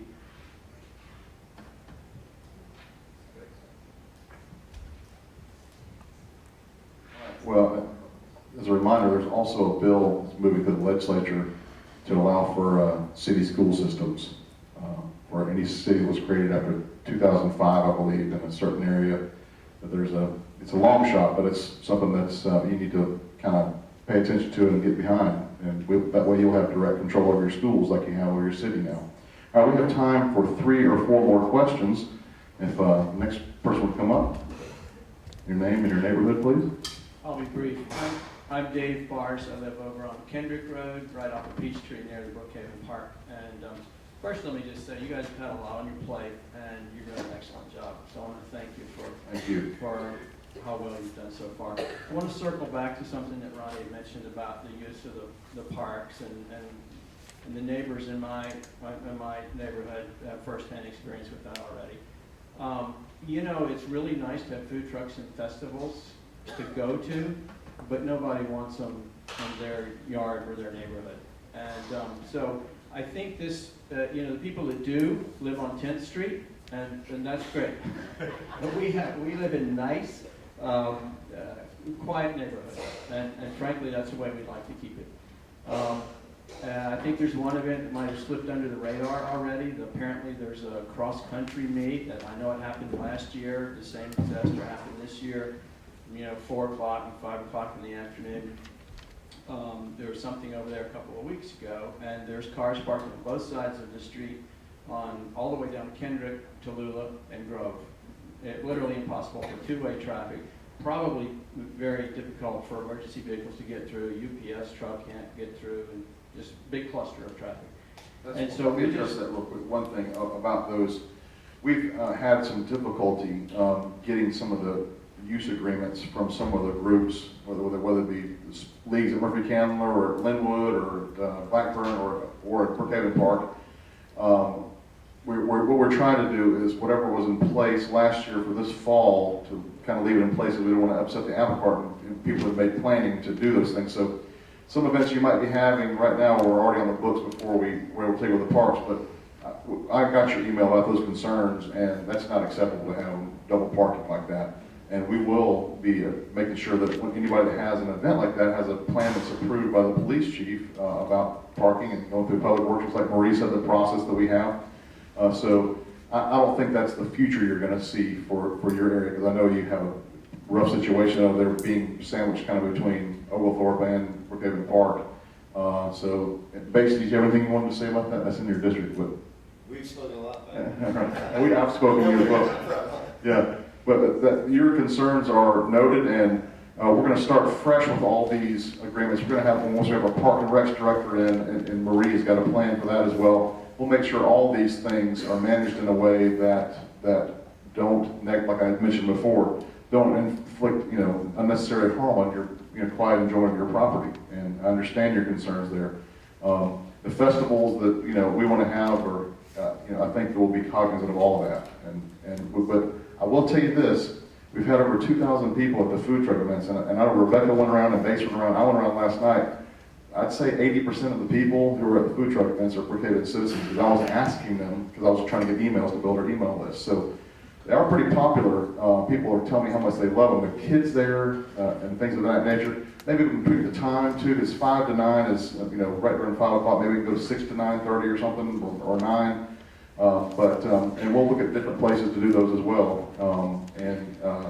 But I understand your concerns about what your particular situation is, and not just yours, but everybody in Brookhaven. We want to be cognizant of residents' rights to enjoy their property. If you got some kind of crazy festival going on a Saturday, and you got something going on at Oglethorpe University too, I mean, you're landlocked, and that's not good for you. So we'll look at making sure we're careful with everything we do when it comes to that. Well, and I think we all understand that we're in a transition period. We just want to make sure that you guys understand how we feel. Thanks very much. Do you have anything else you want to add on that, or I interrupted you? I didn't want to. No, that's fine. Thank you very much. Next question.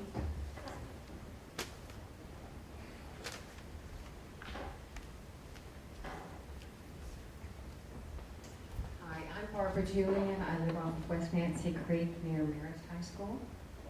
And these are just a couple of clarification questions. Is there a list somewhere, a tangible list that we could get that would say what building permits are required, or what doesn't have to have a building permit? I went through and tried to read the legalese, and it didn't help me at all. Yeah, Richard or who would, Marie, maybe. Susan's not here, but maybe. You can ask any questions, Ms. Julie. We have on the website a frequently asked questions list regarding permitting, like what is required to have a permit, what is not. There were also, the Community Development Department is also working on expanding that, and in particular, what is not required to have a permit. We are in the midst, our communications department is working on completely revamping the city's website. And just today, our communications director contacted all the department heads, reminding them that they were working on that, and if they wanted additional pages or more information, what do they need so that all of that can be incorporated. So I appreciate the question, so that we'll make it more clear and more clarified in that, especially, it's not so much about what is required, but certain things are not required to. So we'll have a very exhaustive list and explanation of that. But that is being worked on. But right now there is an FAQ on the website. And she can call Susan Yes, as well. Yeah, if I could get your number, that was just a general. Okay, all right.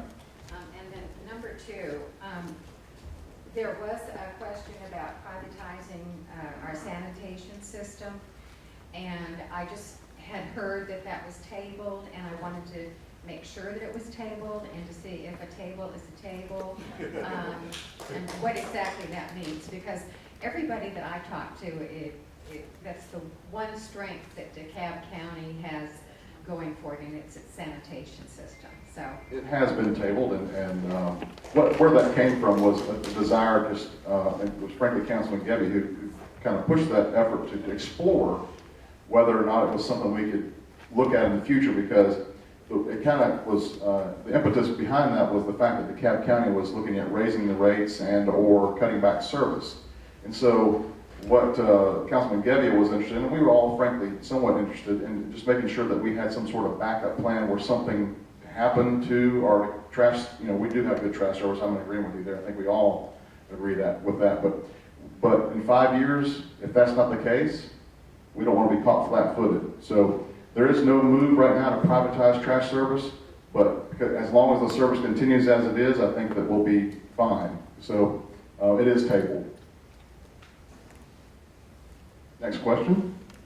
Hi, my name is Stephanie Judy, and I live on Brookhaven Circle, and this is a question probably for Ron, but... This is Stephanie Judy. Judy? That's correct. She lives on Brookhaven Circle, and she's got a question for Ron Freeman. Just with our new great police force, I was curious if currently or if there are plans in the future to certify everyone in CPR and first aid and the use of AEDs, and to keep those certifications up in years to come. while he's walking up. There's a group called Friends of Brookhaven, which is forming right now, which has been formed, and everybody needs to get involved with it because their first event, we're having the city's birthday on December 17th, that event I was talking to you earlier, and their fundraising portion of that is to buy AEDs to put in every police car. Awesome, that was my second question. Okay. And in other city facilities, at parks and other areas. So Ron, if you want to. And I'm going to answer so the rest can hear, so let me turn it back on. The answer is, most of our police officers are not only CPR certified and first aid certified, a number of them are first responders. I also have a few that are EMTs from past experiences or some just training they've got. So we carry a pretty high level of first aid training. And again, as the mayor just indicated, AEDs, Chief Andura and I both are huge proponents of our officers doing it. We know if we have it on the cars, we'll eventually save a life. So that is in progress, and we have some great groups and citizens here in Brookhaven that are trying to put that together for us so that we can put those in our cars. Yes. Look out for an email or something on the Friends of Brookhaven Park and that charity effort, because December 17th, we hope to have the money raised. They've already raised quite a bit of money, but if y'all want to give to the AED program, we'll be sending out something in a week or so to get you help, get that more kick-started. Thank you. All right, next.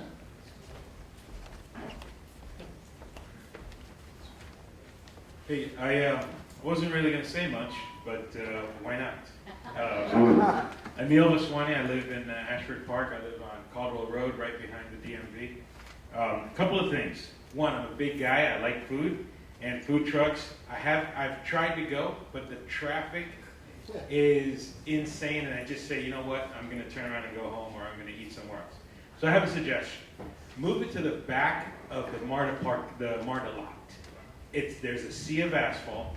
It's easy to get to. There's a ton of parking for anyone who wants to drive, and anyone who wants to come from outside Brookhaven can jump on the train and come. I think that would be a great idea. That's a great thing. And Blackburn Park's not meant to be the permanent home of our. And I remember that, the whole food truck thing coming up with Ronnie Mayer a couple years ago. So I think it's great that we finally have it, but move it to Martin would be a great thing. Second, we've talked about traffic a lot on Ashford, Dunwoody, and Johnson Ferry. Fantastic. My brother and I have owned rental property there a ton. But there's a nightmare about to come about on Dresden. We've got an apartment complex that's almost ready, another one that's being built. There's tons of land that's raw, waiting to be developed. That's something that needs to be addressed. So when that transportation thing kicks in, somebody please let me know, because I'm going to be like the pain in your rear end on Dresden. I swear. You'll be our partner on that, because we understand that. Those apartments were approved by DeKalb County, and I think there's 500 or 600 units going there right on Dresden, where there's already, like you're saying, it's teetering on a traffic problem right now, and who knows what's going to happen. It already is. And I mean, I live on Caldwell, and when Kaleidoscope is packed and their valet is full, I actually drive past it, go down to Camille, and then cut across the back to get to Caldwell. That shouldn't happen. And there's going to be more and more people doing that. You sign up for our email list before you leave. I've been on it, yeah. The sidewalks that were brought up. We also need sidewalks on Caldwell. When I drive home at night, Caldwell has no lighting. We have 2 dilapidated homes that are vacant. One, I think, has a bunch of vagrants in it. They have some old car seats in the front yard. There's an old red house that should have been torn down a long time ago. And there's that whole lot overgrown. There's no lighting. There's no reason we can't just, with some of that money, tear down those vacant houses, put sidewalks there, and put some lighting, because there are people, and especially with kids. Can you do me a favor? Can you email Richard Meehan the address of those properties, because you know where they are? Yeah. Are you getting on it? I know, but if what he's describing is code violations. Yeah, that's definitely code violation. Okay, there's no reason that, and I'm sorry, I'm going to offend someone over here probably, but that little red house that's boarded up, there's no reason for that in our neighborhood. If it's boarded up, it might as well be torn down. And since we're at it, can we make that into a park? I'd love to see a park right there, just so that we have. Get a fundraiser going. We'll match money. We'll try and do something like that. That's all I got for now. Thank you very much. Ma'am.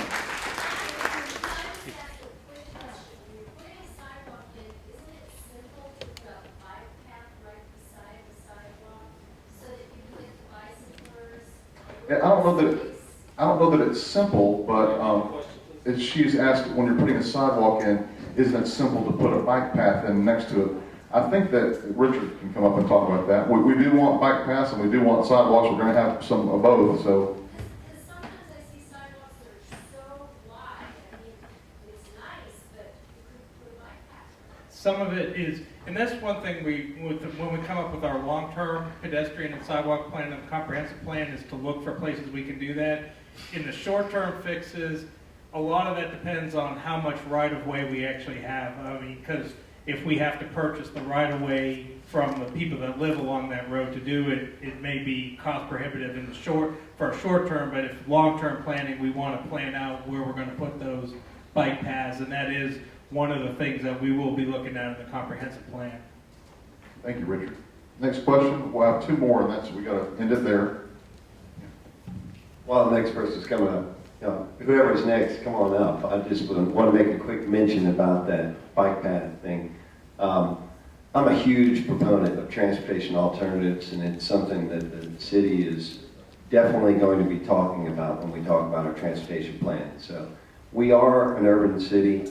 We have to deal with density. We live around Marta Station in particular. That Dresden Drive has a much higher density than some of the single-family homes up in the northern part of Brookhaven. But as a city, there are ways to design good transportation plans where we have transportation alternatives. And if you look at some of the innovative cities like Toronto, Vancouver, or even places like Charleston, where you walk around, some of the things that make those cities great are the fact that you don't have to get in a car. So I hope we embrace some of those ideas, and I think we'll definitely be looking at the bike paths.